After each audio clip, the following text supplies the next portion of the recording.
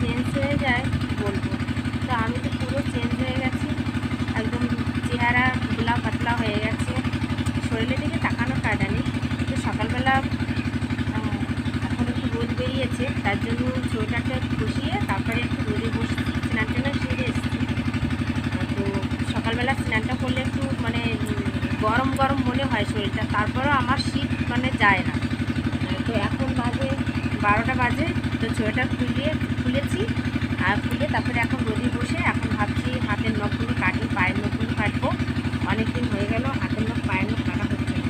তো দেখো কত বড় বড় হয়ে গেছে, নেল পালিশও লাগাতে পারছি না। তো ভাবছি নখটা পরিষ্কার করে তারপরে নেল পালিশটা লাগাবো। আর শীতকালে হাত পায়ের অবস্থা দেখো কী হয়েছে, কালো কালো হয়ে গেছে ফেটে ফেটে। কী বলবো বলো, মানে হাতে পায়ে যে ক্রিম লাগাবো সেই টাকা পয়সাও আমার কাছে নেই। এখন ভাবছি ফেসবুক চালিয়ে যদি কিছু পয়সা টয়সা পাওয়া যায়, তারপরে একটু হাতে পায়ে ক্রিম টিম কিনবো। আর কী করবো বলো, কারো কাছে চাইলে পাওয়া যাবে না। ঠিক আছে, আজকাল যার আছে তার কাছ থেকে মানে আমার থাকলে তুমি আমাকে দেবে, না থাকলে দেবে না। ঠিক আছে, তো জগৎটাই এরকম। তো আমার এখন পরিস্থিতি ভীষণ খারাপ।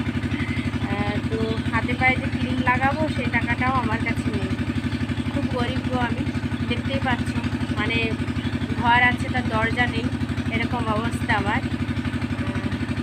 তো বন্ধুরা সবাই একটু ভিডিওটা একটু লাইক করো, শেয়ার করো। বাই। তো শুরু করছি এখন নখ কাটা। আর এইদিকে মেশিন থেকে পট পট পট পট পট পট পট পট পট পট পট চলতেই থাকবে। ঠিক আছে, এখন থেকে চলতে থাকবে এই পট পট পট পট পটানো আওয়াজ।